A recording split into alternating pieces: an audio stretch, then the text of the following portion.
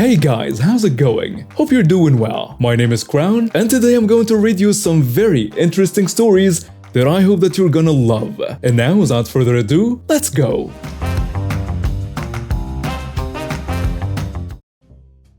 This all took place 5 years ago, so some parts may not be verbatim, but I will do my best to recount this story. At this time, I had just purchased my first house, but told no one about it.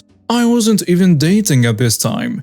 It was a huge 3-bedroom townhouse well outside of the nearest city, and it came with 10 acres of land. Somehow, word had gotten around that I had just bought a house. I hadn't even moved in at this point. It wasn't long before my entitled aunt found out and apparently made plans to move in and live there despite the fact I hadn't even moved in yet. It wasn't long before I got a call from her. The first thing out of her mouth on this call was, not so much as a hello first, to make sure I have a key when I arrive and move in. I'm like, excuse me, move in? Yes, I'm going to live there and I'll allow you to live there too, as long as you don't cause issues and get loud. I told her, no, you're not moving into my house. I will be thrown out if you try. I'm packing my stuff now, she said, as if my word was meaningless. And I'll be there first thing tomorrow, and you had better have my key in hand then. And she hung up. As a result, I called the cops, who put me in touch with the local sheriff's department. I explained what was going on, so they told me they would have a patrol check the property from time to time and run off anyone that was not supposed to be there, and would arrest those that refused to leave. As it turns out, my entitled aunt tried to go to the property that night and drop some of her stuff off, but was caught by the patrol and told her to leave. When she said it was her house, they told her no, it wasn't, and the owner does not want anyone on his property, having to threaten to arrest her if she refused to leave. She called my phone number within an hour at about 11 p.m. and started yelling about the sheriff's running her off, and I just hung up on her and unplugged my phone for the night. I got up about 4 a.m. that morning and plugged my phone in and found my voice message box full of repeated messages from her about how dare I not answer my phone and have her run off from her house. Yes, she actually said her house. Later that morning, I called the sheriff again and requested an officer to be there at the house in case she came back, and arranged the time for my arrival. On my arrival, a sheriff met me at the house. It was less than 30 minutes until my entitled aunt arrived with a carload of her personals and immediately walked up to me and demanded her key. You're not getting a key and you're not living here no matter what you think. She blew up at this point and started shouting how it was her house and how she was going to live there whether I wanted her to or not. I just smiled, closed the door in front of her, and locked it in front of her. She of course tried to grab the keys from me, which I simply put in my pocket and told her, "Tell that to the sheriff standing behind you." She screamed, "Nonsense! You're not keeping me out of my house!" I looked past her and said, "See? What did I tell you?" At that, a loud came from behind her. "Ma'am, you have to leave the property or you will be arrested for trespassing."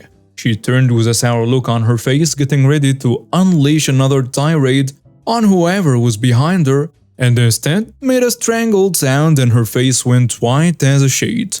"Ma'am, this man does not want you on his property. As of now, you're considered trespassing and will be arrested if you refuse to leave and cease harassing this gentleman." Before you go, auntie, she hates when I call her that.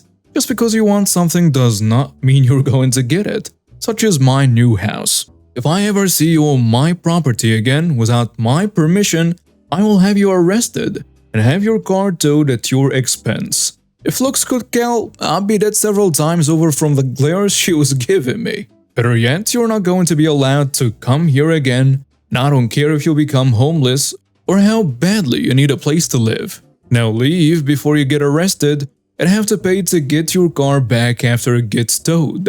She left, giving me a dirty look on her face to the car, prompting a sharp rebuke from the sheriff. To this day, she has been going around telling anyone that will listen about how I robbed her of her new house and how she's going to get her house back someday.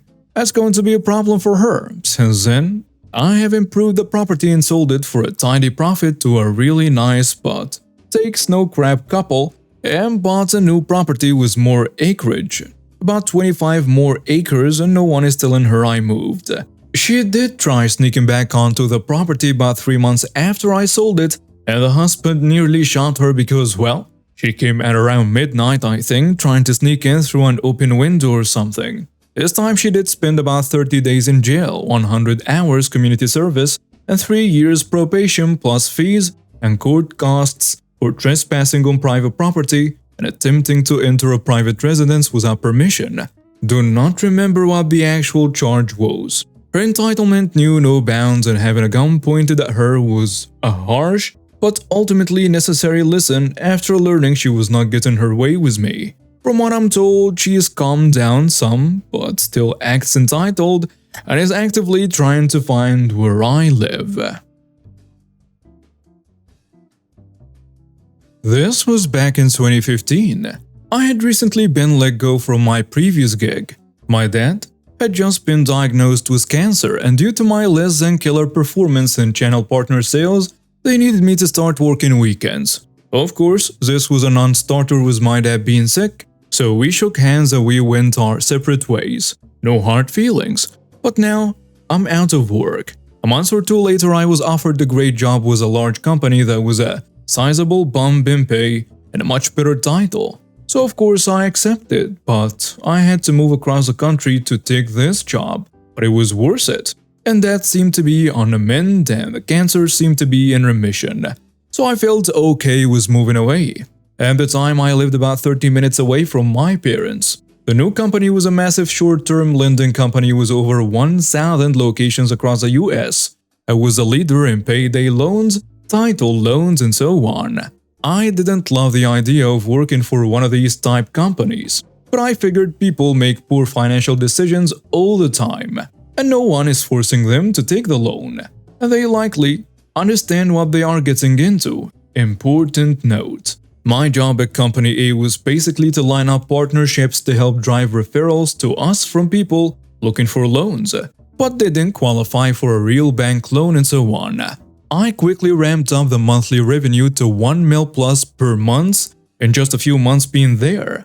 Everyone was nice, seemed like a good gig, except for one ex-army a-hole, who I'll call Sergeant A-hole, who would make snarky comments about everyone.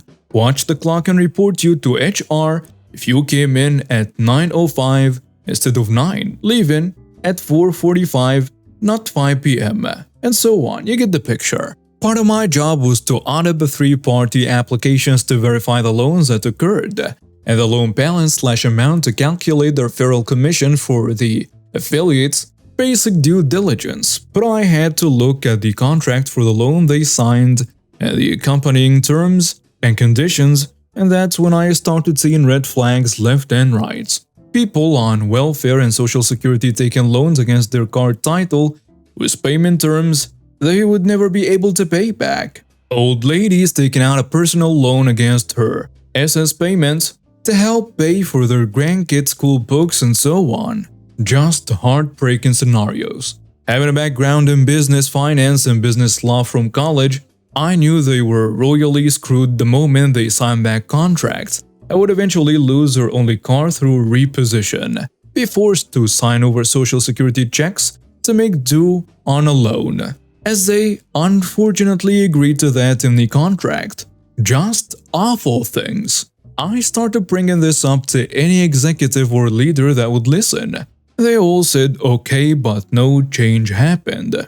I think we all felt super bad as a group about this company deep down, but it's our livelihood. Around this point, my gut kept telling me to document this and keep it for some reason. I didn't know what I would do with it at the time. I just felt this urge to do so. So I did. I stayed and started collecting every bit of information I could find on them, coercing people, even illiterate people, into signing the loan. I saw this in person multiple times doing store audits, basically using sleazy used car salesman tactics to close a loan. Company A intentionally not explaining that the 28% interest is monthly, not annual, and you have to basically close a loan every month it's not paid in full, and sign a new one every month with new interest, carry over from the previous balance plus new fees, several hundred per new loan, basically every month. And overall just taking full advantage of desperate, financially illiterate people, fully knowing they couldn't ever pay off the loan and they would milk them for every dollar, then repo their car and sell at auction, or threaten to make the past loan payments known to their employer and threaten to garnish wages. Just horribly bad, mean-spirited business practices. I hated it and hated Company A and everyone in leadership that knew this was happening and basically said, "This is our business practices, it's legal." I knew full well it was not legal or ethical. I followed my gut instinct and had one of those mini handheld scanners that would print off every CFPB federal violation I came across. I'd scan it and save it/compile it at home on an SD card. Fast forward a few months, my birthday is coming up, and I had planned to take a week off to celebrate with my family back home. Was my dad very sick at this point? I knew this was likely my last birthday with him. We had a blast. Definitely top 5 family memories of all time. We lived it up and did everything we could think of together. The time came to go back to work in another state, and I didn't want to leave but told my mom I will come back home in a heartbeat when you need me to. I get back from PTO the next day Monday and mom calls me Dad is in very bad shape. I run it by Awesome Boss and he says, "Don't talk, go home, come back when you're ready." Awesome. Amazing guy with a huge heart. He will always have a special place in my heart for that response. I understood work was not important right now. For context, Sergeant A-hole was passed over for Awesome Boss job, but it was given to Awesome Boss instead, so from day one Sergeant A-hole had it out for all of us, and he wanted that gig. I was determined to get it by any means necessary. Day 2, Tuesday back home, Awesome Boss calls me, tells me he's been fired. Apparently Sergeant A-hole complained to the CEO and COO about his lax approach to his team, letting me just leave without approval and so on. And now Sergeant A-hole is my boss, and Awesome Boss lets me know that Sergeant A-hole will probably fire me too once I get back. So wanted to give me a heads up with everything else I was dealing with, he just didn't want me to be blindsided. I stay through the funeral, then fly back to face the music. 10 minutes in, Sergeant A-hole calls me into his office, tells me I violated company policy by taking unapproved time off and that we needed to talk to HR. I explain what happened, that past funeral, mom is distraught and so on. And he says, "I'm sorry that happened, but company policy doesn't excuse that." The lady in HR felt so bad I had to be fired by the COO nonetheless. I tell her I've only been here for 4 months, and I spent all my savings relocating down here for the job. This really puts me in a difficult financial situation. She says she'll work hard to get me some severance, as I don't qualify for unemployment yet, being there for just a few months. Sergeant A-hole chimes in. "Well, you wouldn't qualify anyways. You're being fired for non-compliance and excessive absences." Okay, what the hell, dude? HR called me on the phone the next day saying Sergeant A-hole contacted the COO to make sure I didn't get any severance. So now I'm broke. 5 months into a 12-month lease with no money and no job. I am up crap creek without a paddle. I was at my go-to guy, my dad in this situation. I had to sell most of my stuff, pack up and move home to live with my mom. Now comes this righteous revenge. I tried to be civil, but the new boss and the executive team played dirty. The time of reckoning is now. I remembered my database of incriminating practices that violated CFPB guidelines. Call up Awesome Boss to get his feedback and advice, and he wants to help. Now we have a team. We spent the next several weeks building a massive file to submit to the Consumer Financial Protection Bureau for unfair and predatory lending practices by Company A, which we were somewhat complicit in, but both voiced our concerns, but we needed to make this right. We knew we had been part of this monster, and it's the least we should do to correct it. I gave everything I had to my awesome boss, now teammates, and we provided the CFPP everything I had seen in the brick-and-mortar locations, all the incriminating docs I had, and gave 2 detailed written statements of our concerns about Company A to the CFPP to their investigation under the condition of anonymity. We never heard back and assumed nothing would come out of it, but we did our best to right this wrong we had participated in. Unknown to us, there were thousands of complaints against Company A by consumers. An awesome boss let me know he heard from them, and what we provided helped them build their cases against Company A. Awesome boss calls me about 5 months later, now early 2016, to let me know that CFPP called him and something is about to happen. This led to a fairly large consumer protection investigation into Company A, unknown to me and Awesome Boss at the time. But another several months passed and I didn't hear or see anything. So I figured that they hired some top-shelf lawyers and made it go away. That is until June of 2016. While drinking coffee and applying for new jobs at my mom's house one morning, I was watching CNBC, and when I heard Company A's name come up, I turned to watch and see that they are getting hit with huge fines, legal fees, and their business has to basically stop all business until the case is resolved. They ended up being levied almost $10 million in fines, over $20 million legal fees, and lost out on about $50 million in revenue, while the government pressed pause on their operation, all thanks to Sergeant A-Hole. Which I later found out from a previous co-owner that Sergeant A-Hole was fired and thrown under the bus for not reporting employee complaints to the executive team. But they knew full well I told the COO multiple times what we were doing is probably illegal, but they made Sergeant A-Hole the sacrificial lamb in this case. To this day, there are still tons of pending class action lawsuits and regional government actions against them, but it's worked out well for me personally. Mom was so glad I was back home. She was having such a hard time without Dad around. They were married for 35 years. I took my downtime to learn a new career that pays much better, and I love my new career and post-Company A life. And it felt good to watch that cesspool of a company get their comeuppance on behalf of everyone they lied to, stole from, and screwed over. As Grandma always said, some third sink and some float to the top. In the end, they all get flushed. I was very happy to see this floating turd get flushed. And now we have reached the end of today's stories. Thank you for watching and see you next time.